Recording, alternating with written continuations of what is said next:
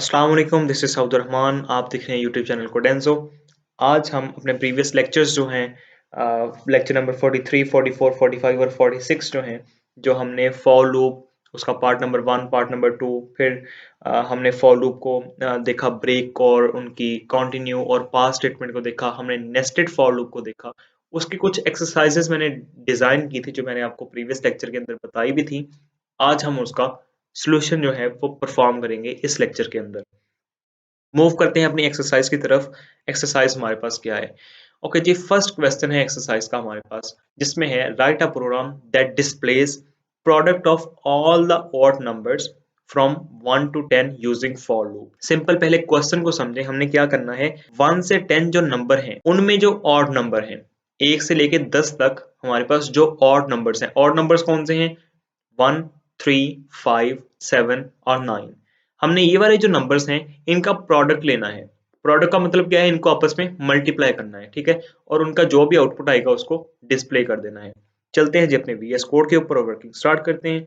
Simple, हम जहां पर पहले क्या करेंगे, एक प्रोडक्ट ऑफ वेरिएबल बनाते हैं, प्रोडक्ट, और इसके अंदर स्टोर करवाते हैं 1 को। ठीक है, अभी के लिए हमें कोई वैल्यू देनी पड़ेगी, जाहिर सी बात है। अच्छा, प्रोडक्ट का मैंने वेरिएबल क्यों बनाया? देखिए, हमने कैलकुलेट करना है इसका प्रोडक्ट। जो भी आंसर आता है, फॉर लूप क्या करता है, बारी बारी चलता है, तो हर बार जो आंसर आएगा वो हमने किसी वेरिएबल के अंदर स्टोर तो करना है ना, तो हम किसके अंदर करते रहेंगे? प्रोडक्ट वेरिएबल के अंदर करते रहेंगे। तो अब यहाँ पे मैं लगाता हूँ for I, for example range in range of, हमने कहाँ से स्टार्ट करना है? 1 से स्टार्ट करना है, और कहाँ तक जाना है? 10 तक जाना है। ठीक है, 1 से 10 तक हमने जाना है। ओके, तो यहाँ पे मूव कर जाएंगे। हमने क्योंकि 10 तक चेक करना है, तो हम कहाँ क्या लिखेंगे? यहाँ पर 11 लिखेंगे। ये आपने चीज जहन में रखनी है। जहां तक हमने जाना है उससे एक इंडेक्स ज्यादा लिखेंगे, एक काउंट ज्यादा लिखेंगे। ओके, यहाँ पर हम क्या करते हैं, अब जो अपनी प्रोडक्ट का वेरिएबल बनाया है उसको यहाँ पे लिखेंगे, प्रोडक्ट के मल्टीप्लाई इक्वल टू आई, और इसके अंदर हम क्या कर देंगे, नीचे जाएंगे और इसको प्रिंट कर देंगे, प्रिंट प्रोडक्ट। अभी मैं जस्ट आपको दिखाने के लिए कर रहा हूँ, ये प्रोग्राम सही नहीं लिखा मैंने इस क्वेश्चन के लिए, बट आपको जस्ट दिखाने के लिए यहाँ पर वर्किंग क्या हो। अब इसको रन करते हैं। देखें, अब जब मैं इसको रन करूंगा तो अब इसने क्या किया, मुझे एक आंसर दे दिया। आंसर किस तरह से दिया? पहले लूप चला 1 के लिए, आई के अंदर क्या आ गया? 1 आ गया। तो प्रोडक्ट मल्टीप्लाई इक्वल टू आई का मतलब क्या है? इसको मैं अगर सिंपल लिखना चाहूँ, आपको बताना चाहूँ, तो इसका मतलब है product is equal to product multiplied by आई।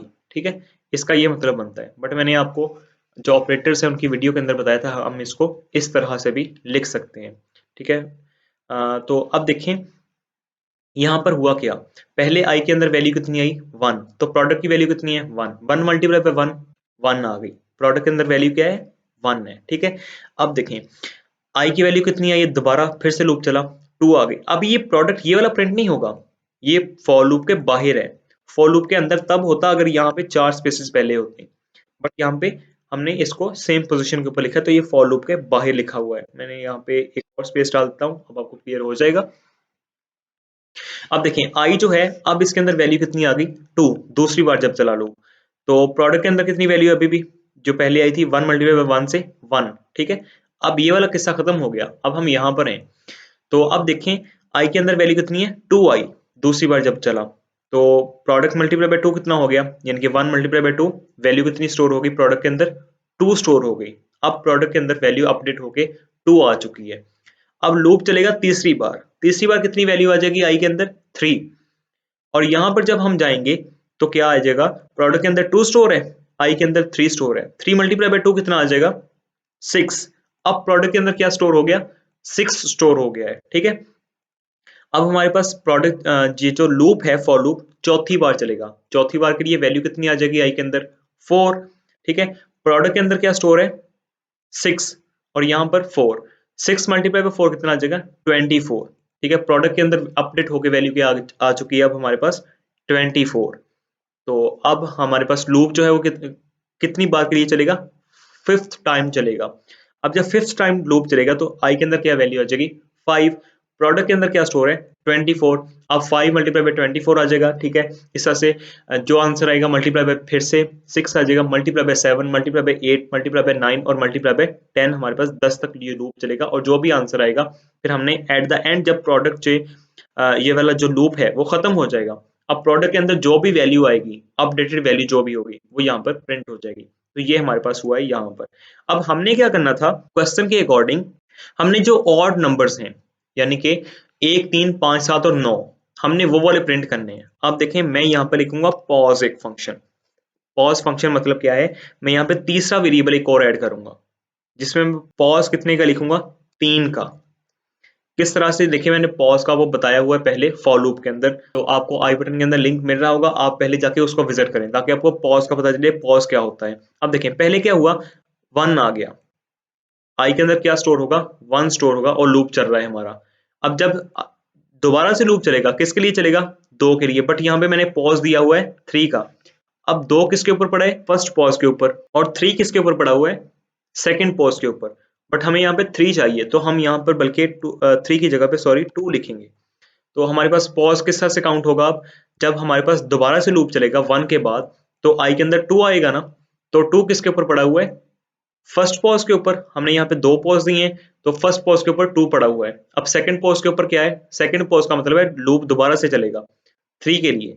अब 3 पड़ा है सेकंड पॉज के ऊपर, ये 3 के लिए चल जाएगा, यानी कि आई के अंदर वैल्यू कितनी आ गई 3। 2 को ये स्किप कर देगा, 2 के ऊपर ये क्या कर गया पॉज कर गया है, सही हो गया। अब जब लूप 3 के लिए चल गया, अब जब 4 की बारी आएगी यानी कि आई के अंदर 4 आना है अब, ठीक है। तो 4 कौन से पॉज के ऊपर पड़ा है फर्स्ट पॉज के ऊपर। देन हमारे पास जो 5 है यानी कि दोबारा से लूप चलेगा तो 5 आएगा आई के अंदर। अभी यहाँ पर मूव नहीं करेगा कंट्रोल, अभी हम यहीं पे चेकिंग कर रहे हैं क्योंकि हमारे पास पॉज भी लिखा हुआ है। ये स्टार्टिंग पोजीशन है, ये एंडिंग है और ये पॉज है, पॉज को भी हमने कैलकुलेट करना है। तो जब ये 4 के लिए चलेगा तो 4 किसके ऊपर पड़ा है फर्स्ट पॉज के ऊपर, ठीक है। अब जब दोबारा से लूप चलाएंगे 5 किसके ऊपर पड़ा है सेकंड पोज के ऊपर, तो हमने यहाँ पे 2 ही पोज देखने थे तो सेकंड पोज के ऊपर 5 पड़ा है। तो अब ये लूप किसके लिए चल जाएगा 5 के लिए चल जाएगा, 4 के लिए नहीं चलेगा। यानी कि पहले 1 के लिए चला, फिर 3 के लिए चला, फिर 5 के लिए चला, फिर ये 7 के लिए चलेगा, फिर ये 9 के लिए चलेगा और यहाँ पे फिर ये एंड हो जाएगा, ठीक है। और जितनी भी वैल्यूज आती जाएंगी उनका प्रोडक्ट लेता रहेगा। अब देखें अगर मैं इसको दोबारा से रन करूं तो हमारे पास आंसर आ रहा है 945, जो कि हमारे पास आ रहा है किसका, यहाँ पे अगर मैं आपको लिखूं प्रोडक्ट किसकी हो रही है, ये 1 multiplied by 3 multiplied by 5 multiplied by 7 multiplied by 9। तो आप अगर इसको कैलकुलेट करके देखें अपने कैलकुलेटर के ऊपर तो आपको आंसर मिल जाएगा 945, जो कि हमारे पास प्रोडक्ट का आ रहा है, जो कि यहाँ पर हमारे पास प्रोसेस हो रहा है फॉर लूप के अंदर। तो सिंपल ये था हमारे पास क्वेश्चन नंबर 1 कि हमने 1 से लेकर 10 तक जितने भी ऑड नंबर्स आते हैं इनके 1, 3, 5, 7, 9 उनका प्रोडक्ट लिखना है, इनके उनको मल्टीप्लाई करके जितना भी आंसर आता है हमने वो यहाँ पे शो करना है। तो ये था हमारे पास सिंपल क्वेश्चन नंबर 1। मूव करते हैं जी क्वेश्चन नंबर 2 के ऊपर। ओके देन नाउ हमारे पास नेक्स्ट क्वेश्चन है, write a program that inputs an integer and prints it's a prime number और अ कॉम्पोजिट नंबर। हमने एक इंटीजर इनपुट लेना है यूजर से सिंपली और बताना है कि वो प्राइम नंबर है या कॉम्पोजिट नंबर है। अब प्राइम नंबर क्या होता है, a number is prime if it has a factor of 1 and itself. यानी कि अगर हम एक नंबर का मॉड लें उसी नंबर के साथ या फिर 1 के साथ तो हमारे पास जो रिमाइंडर है वो 0 आना चाहिए। फॉर एग्जाम्पल मैं 7 का 1 के साथ मॉड करता हूं, अब जब 1 7 को डिवाइड करेगा 1 7s are 7 और रिमाइंडर कितना आ जाएगा 0। और बिल्कुल सेम अगर मैं 7 का 7 के साथ रिमाइंडर लेता हूं तो 7 1s are 7 और रिमाइंडर फिर भी 0 आ जाएगा। तो जब रिमाइंडर 0 आ जाए by taking the mod of that number with itself and 1 then it's a prime number, otherwise जो भी नंबर आ जाएगा हमारे पास वो एक कॉम्पोजिट नंबर होगा, ठीक है। वीएस कोड पे चलते हैं, डायरेक्टली हम एग्जांपल करेंगे तो समझ आ जाएगी। तो अभी क्वेश्चन नंबर 2 के अंदर देखें, मैं यहाँ पे एक पहले तो नंबर ले लेता हूँ input, num is equals to int and input लूंगा यूजर से, please enter a number. Okay अब मैंने वो जो नंबर लेना है उसको चेक करना है कि वो प्राइम नंबर है या नहीं है। अब मैंने क्या करना पड़ेगा, मुझे क्या करना पड़ेगा, उसको बार बार रिमाइंडर लेके देखना पड़ेगा उसका, किसके साथ, 1 के साथ, उसके अपने के साथ, और जितने उसके दरमियान नंबर आ रहे हैं। फॉर एग्जाम्पल मैं 7 लेता हूँ इनपुट के तौर पे, तो मुझे 1 से लेके 7 तक सारे नंबर्स के साथ उसको पहले डिवाइड करके देखना पड़ेगा किसी के साथ रिमाइंडर इसका और 0 तो नहीं आ रहा, इनके 1 और 7 के अलावा किसी और के साथ तो रिमाइंडर 0 नहीं आ रहा। अगर नहीं आ रहा देन प्राइम नंबर है। तो मैं इसके लिए फॉर लूप का यूज कर लूंगा, for I in range of, range में दे दूंगा यहाँ से 2 से स्टार्ट करूंगा। अब 2 से स्टार्ट क्यों कर रहा हूँ, मैं किसी भी नंबर का रिमाइंडर अगर 1 से लूंगा तो जाहिर सी बात है 1 तो उसका पूरा पूरा डिवाइड कर ही देगा। 1 का 7 के साथ करता हूँ तो 1 7 7 0 रिमाइंडर आ जाएगा। 5 के साथ करता हूँ 1 5 5 तो रिमाइंडर 0 आ जाएगा। 25 के साथ करता हूँ 1 25 25 तो रिमाइंडर फिर भी 0 आ जाएगा। तो 1 के साथ तो चेक करने की जरूरत है ही नहीं हमें, 1 से नेक्स्ट हम ऊपर चेक करेंगे। तो यहाँ पे हम कहाँ तक जाएंगे, जो हमें यूजर नंबर देगा, नंबर हम स्टार्ट किया 2 से और कहां तक जा रहे हैं, उस नंबर तक जा रहे हैं जहां तक हमने चेक करना है। ठीक है, अब आपने एक और चीज देखें, जिस तरह से मैंने यहाँ पे 1 से चेक नहीं किया, मैं यहाँ से जो नंबर इनपुट दूंगा ना, फॉर एग्जाम्पल मैंने 7 को इनपुट दिया, यहाँ पे 7 हमने इनपुट दे दी, मैं इसको 1 के साथ भी चेक नहीं करूंगा और 7 के साथ भी नहीं। जिस तरह से 1 हर एक नंबर को डिवाइड कर देगा, इस तरह से हर एक नंबर अपने आप को भी तो डिवाइड कर ही सकता है ना, ये तो बहुत सिंपल कॉन्सेप्ट है।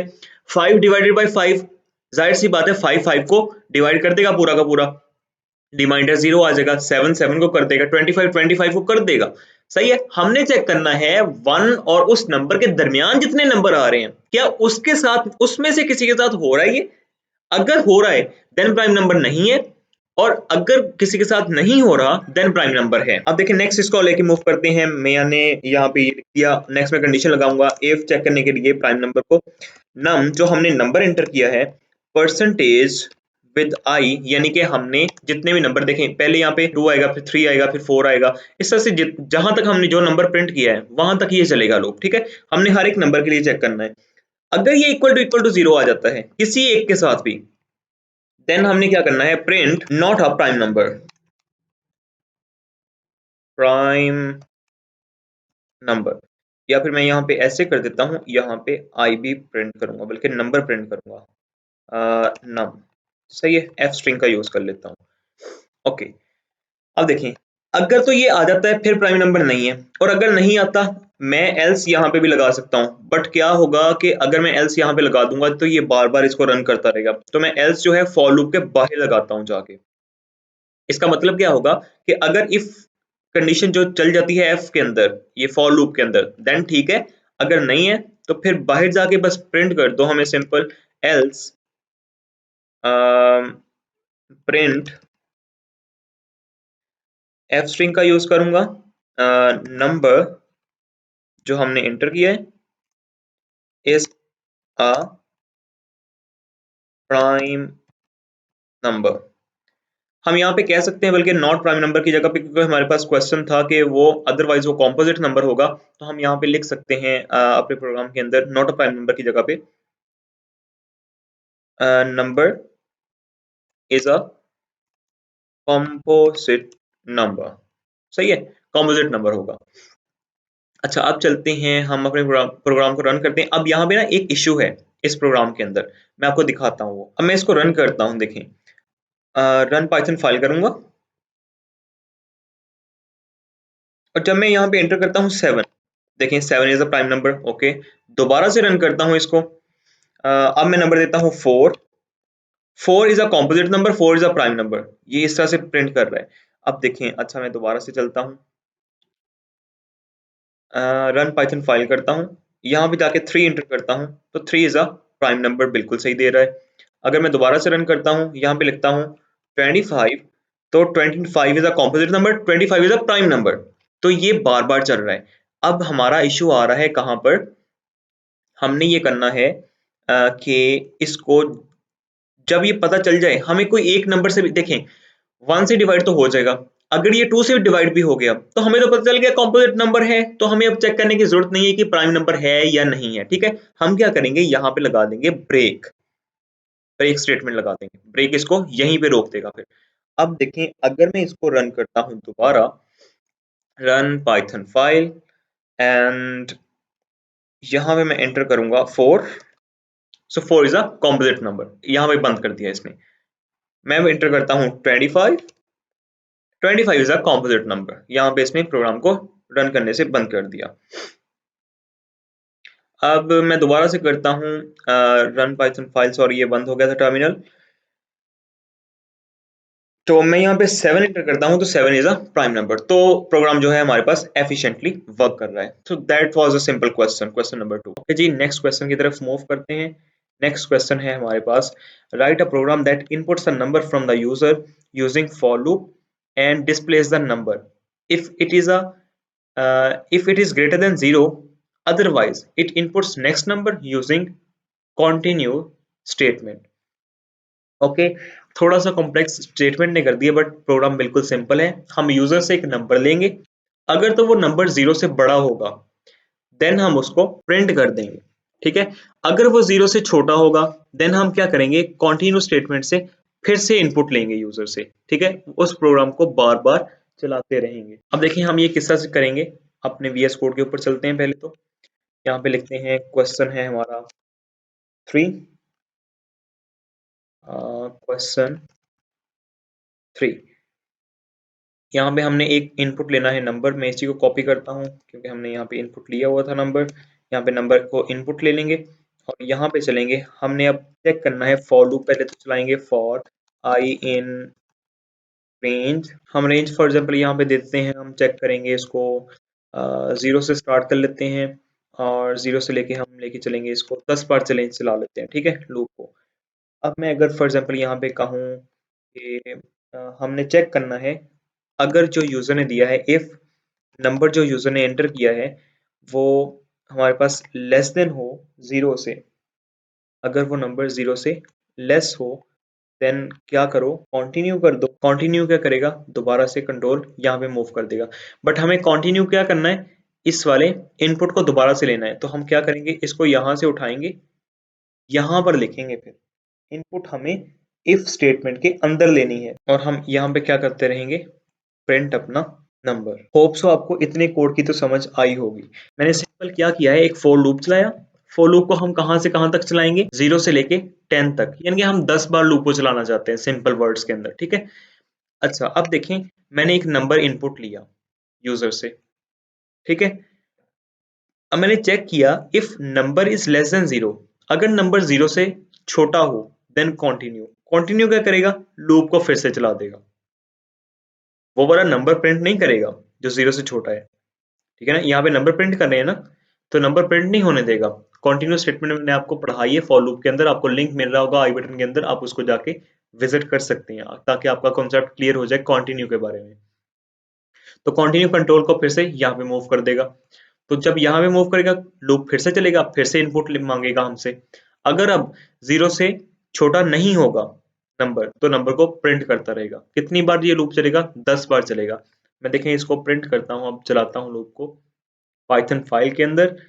अब देखें हमारे पास हमसे मांग रहा है एंटर अ नंबर। मैंने किया 3, तो 3 है, इसने प्रिंट कर दिया।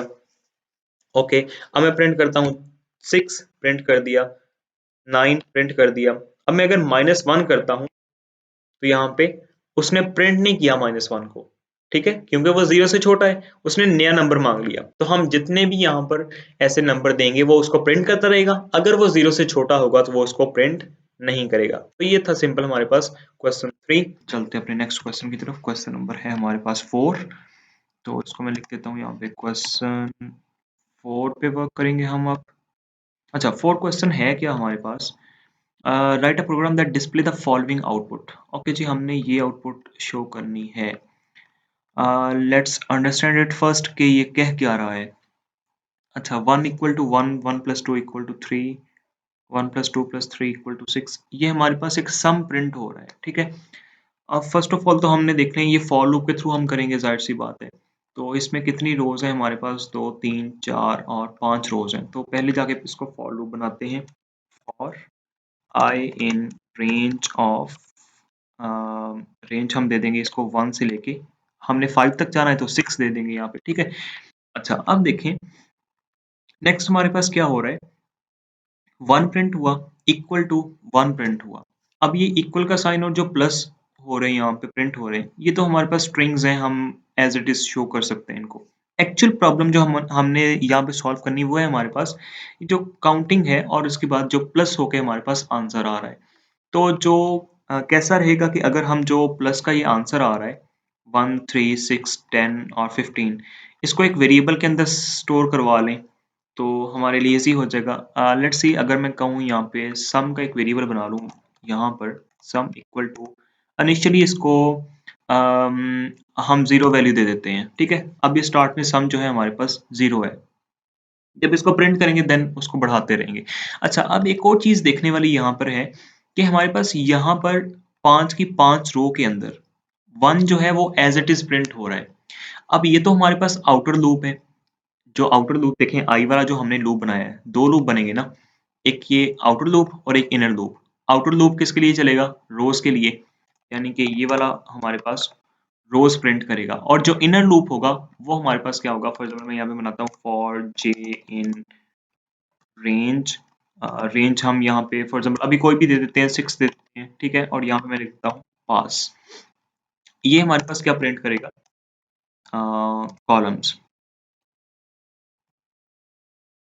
What ever the spellings are. यहाँ पे हमारे पास ये वाला जो है वो रोज प्रिंट करेगा और ये हमारे पास कॉलम्स प्रिंट करेगा। अच्छा, अब देखने वाली चीज यहाँ पर ये है क्वेश्चन के अंदर कि यहाँ पर इसने प्रिंट जो कर रहा है वन तो हर जगह पे हो रहा है, तो क्यों ना हम वन को भी अगर जस्ट दे दें, एक स्ट्रिंग के तौर पे स्टोर करवा दें, तो इसमें कोई फर्क नहीं पड़ने वाला क्योंकि हमने सम तो वेरिएबल बना लिया है, सम तो हमने खुद कैलकुलेट करना है, वो तो होता रहेगा फॉर लूप के थ्रू। तो इसको हम सिंपल एक स्ट्रिंग बना सकते हैं वन को, क्योंकि देखें वन हर एक के अंदर आ रहा है और स्टार्ट में आ रहा है। तो ऑब्वियसली हम इसको फिर ऐसे करते हैं कि यहाँ में मैं प्रिंट लगा देता हूँ, प्रिंट, उसके अंदर हम वन स्टोर करवा देते हैं, यहाँ पे वन आ जाएगा हमारे पास जो हमने स्टोर करवाया। अच्छा, अब जिस पोजीशन के ऊपर यहाँ पर वन आ रहा है, अब ये पहली रो है, जब लूप देखें पहली बार चलेगा तब ये एक बार प्रिंट हो जाएगा, देन तो लूप ने बार बार तो चलना है, बट पहली बार के अंदर लूप ये वाला जो इनर लूप है वो भी तो रन होगा ना। तो अभी के लिए देखें फर्स्ट टाइम जब ये चलेगा, फर्स्ट टाइम लूप चलेगा तो ये one as it is print कर देगा। अब यहाँ पे चीज एक और चीज है कि यहाँ पे सम भी हमारे पास वन ही प्रिंट हो रहा है, तो अ, हम इसके अंदर सिंपल ये भी कह सकते हैं कि सम इक्वल टू वन, सम की वैल्यू जो अपडेट करके यहाँ पे वन कर दो। Simple is that, very simple concept here कि वन तो हमने एज इट इज हर बार जब भी लूप चलेगा, देखें ये लूप 5 बार चल रहा है, 5 बार स्टार्ट में वन प्रिंट होना है इसके बाद। ठीक है, ये तो सिंपल चीज है, बट सम हर बार 5 जो है वन नहीं है, ये वो तो सिर्फ यहाँ पर है। तो मैंने जस्ट उस फॉर लूप की जो आउटर फॉर लूप है ये वाला, इसकी बॉडी के अंदर सम को वन कर दिया है, बाकी सम जो है वो नेक्स्ट कैलकुलेट करेंगे हम। अच्छा, अब चीज एक और है कि हमने इस लूप को कितना चलाना है। अब इस लूप को हम 2 से स्टार्ट करेंगे। क्यों 2 से स्टार्ट करेंगे? अब क्वेश्चन की तरफ ही देख लें कि यहाँ पे 1 तो हमने प्रिंट कर लिया, अब हमारे पास यहाँ पे 2 आ रहा है। ठीक है, हम 2 से स्टार्ट करेंगे अंदर वाला जो लूप है, ताकि हमारे पास वैल्यू स्टार्टिंग में ही यहाँ पर 2 आए। अब देखिए अगर मैं यहाँ पे लिखता हूँ 2 से स्टार्ट किया, हमने जाना कहाँ तक है? जाहिर सी बात है जो हमारे पास i की वैल्यू होगी वहीं तक हमने जाना है। अगर i 6 बार चल रहा है तो हमने 6 बार, देखे ना यहाँ पर 1, 2, 3, 4 और 5 हमारे पास रोज हैं, और 1, 2, 3, 4 और टोटल 5 ही हमारे पास, सॉरी 6 जो हमारे पास बन रही हैं, अच्छी कॉलम्स बन रहे हैं हमारे पास। इनको नहीं गिनना आपने, ये जो इक्वल है, ये प्लस है, ये वाला प्लस, इसको नहीं गिनना आपने कॉलम्स के अंदर, ये तो हम जस्ट वो प्रिंट कर देंगे, क्या कहते हैं उसको, स्ट्रिंग्स के तौर पे प्रिंट कर देंगे एज इट इज। तो आपने जस्ट ख्याल रखना है जो हम सम कर रहे हैं और जो हमारे पास ये प्रिंट हो रही है, बल्कि आपने ये जो सम है इसको भी काउंट नहीं करना, क्योंकि हमने सम का एक अलग से वेरिएबल बना लिया है। हमने देखना है हमारे पास कितनी रोज है और कितने कॉलम्स हैं। कॉलम्स हमें कहाँ से पता चलेंगे? ये देखें, पहला कॉलम, सेकंड कॉलम, थर्ड, ये फोर्थ और ये फिफ्थ, ये 5 कॉलम्स हैं हमारे पास और हमारे पास 5 ही रोज हैं इसके अंदर। तो अब जाहिर सी बात है हम इसको भी आई तक चलाएंगे, तो यहाँ पे लिख देंगे आई और प्लस वन इसलिए लिखेंगे क्योंकि हमने यहाँ पे 5 तक चला तो 6 लिखा था, यहाँ पे भी जाहिर सी बात है आई जितनी वैल्यू आएगी उसको एक प्लस देना पड़ेगा, फिर ही वो वहां तक प्रिंट करेगा। अच्छा, अब देखिए यहाँ पर हम क्या करेंगे, यहाँ पे अब हम प्रिंट करेंगे, अगर मैं यहाँ पे प्रिंट लगाऊं और अब देखें जिस तरह से हमारे पास यहाँ पे 1 प्रिंट हो रहा था, यहाँ पे नेक्स्ट जो है हमारे पास प्लस का साइन है जो एज इट इज प्रिंट हो रहा है, उसके बाद वैल्यू आ रही है, फिर इक्वल, या फिर नेक्स्ट के अंदर फिर से प्लस साइन आ रहा है, next value next equal, next value next value next equal, next value और फिर नेक्स्ट इक्वल, इस तरह से ये बढ़ता जा रहा है। बट हमारे पास अभी के लिए आ रहा है एक प्लस का सिंपल साइन, तो हम यहाँ पे प्लस का साइन डाल देते हैं पहले। और देखें यहाँ पर हम एक और चीज प्रिंट करेंगे, एक तो प्लस का साइन आ गया, अब जे वाला लूप जो है हमारा, उसके अंदर पहली वैल्यू कौन सी स्टोर हुई, 2, सही है। तो हम यहाँ पे क्या करेंगे, जे को भी प्रिंट करेंगे, जो हमारे पास जे की वैल्यू आएगी, जे की वैल्यू कितनी है, 2 है हमारे पास। अब देखें ये सिंपल हो गया, 1 प्रिंट कर दिया पहले लूप ने, प्लस और 2 जो है प्रिंट कर दिया जे वाले लूप ने। क्या कह रहा हूं मैं, 1 तो प्रिंट कर दिया इस वाले लूप ने, ये जो प्लस था और जे की वैल्यू इनिशियली स्टार्ट ही हमारे पास 2 से हुई, तो ये इसने प्रिंट कर दिया। अब हमारे पास बात रहेगी जो हमने इक्वल का साइन और सम प्रिंट करना है। अगर हम इक्वल का साइन और सम जो है वो जस्ट इसके अंदर प्रिंट कर देंगे। देखें हमें यहाँ पे एक और चीज करनी पड़ेगी, जो सम है उसको भी अपडेट करना पड़ेगा, सम इक्वल टू, अगर हम यहाँ पे कर दें सम, सम को हम वैल्यू दे सकते हैं। देखिए हमारे पास वैल्यूज जो अपडेट हो रही हैं वो इससे हो रही हैं जे से, जो जे के अंदर वैल्यू है और फिर जो पिछला सम बन रहा है। अब देखें ये 3 था, ये पिछला सम था, सम के अंदर देखें वैल्यू कौन सी स्टोर है, 1, और जे के अंदर वैल्यू कौन सी है, 2, 2 प्लस 1 3। अच्छा अब देखें जे के अंदर कौन सी वैल्यू है, 3, और सम के अंदर कौन सी है, 3, 3 प्लस 3 इज 6। अब सम के अंदर 6 है और जे के अंदर हमारे पास 4 है, 6 प्लस 4 10। तो हम यहाँ पे सिंपल कह सकते हैं कि अगर हम कर दें सम प्लस जे, तो हमारे पास सम के अंदर वैल्यू अपडेट होती रहेगी, जाहिर सी बात है। अब हम इसको यहाँ पर प्रिंट नहीं कर सकते जो हमारा सम आ रहा है, क्योंकि हम इसको रो वाइज प्रिंट नहीं कर रहे, हम इसको कॉलम है जो लास्ट वाला प्रिंट हो रहा है बस, और उसके साथ एक इक्वल का साइन भी है। तो हम क्या करेंगे, ये जो आउटर लूप है इसकी बॉडी के अंदर यानी कि यहां पर प्रिंट करेंगे, प्रिंट, अगर मैं यहां पर अब दे दूं अपना इक्वल का साइन, और साथ में अब प्रिंट करना चाहता हूं इस इक्वल के साइन के जो मेरे पास सम आ रही है वैल्यू, सम की वैल्यू, ठीक है।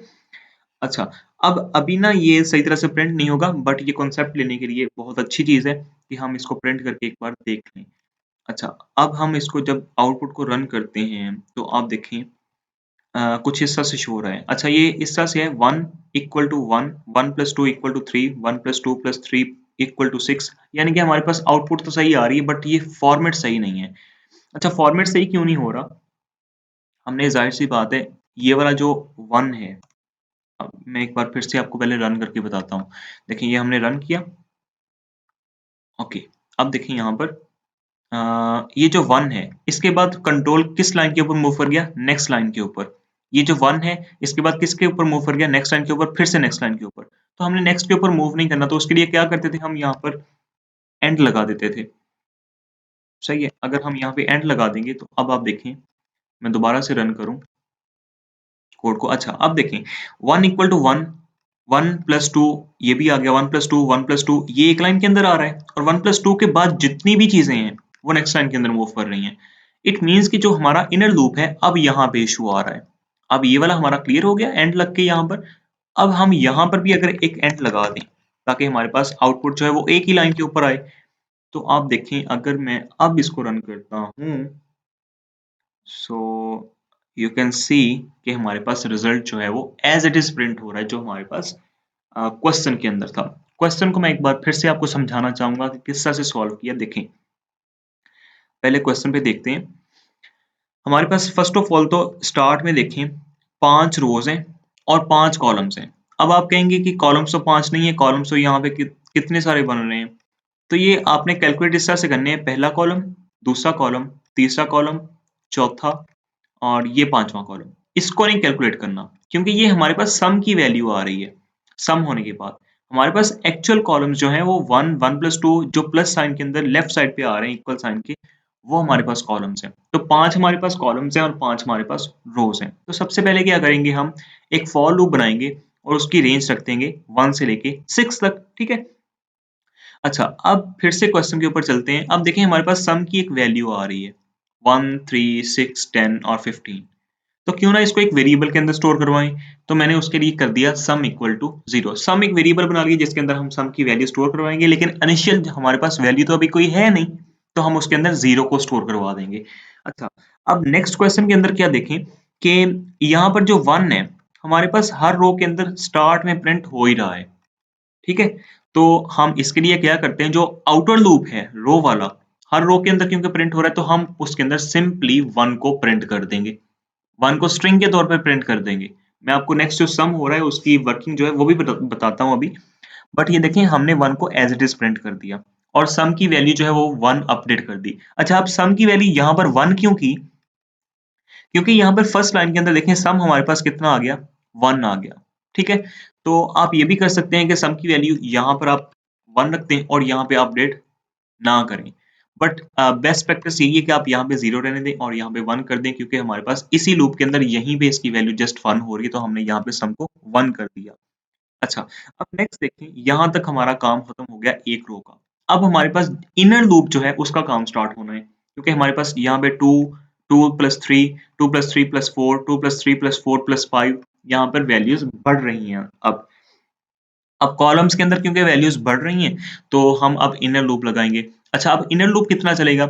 हम 2 से स्टार्ट कर रहे हैं क्योंकि हमारे पास 1 का जो काम है वो खत्म हो चुका है यहाँ पर। अब हमारे पास 2, 2 प्लस 3, अब 2 से स्टार्ट होनी है और वैल्यू आगे तक जानी है। 1 हमारे पास हो चुका है, तो अब 2 से स्टार्ट करेंगे।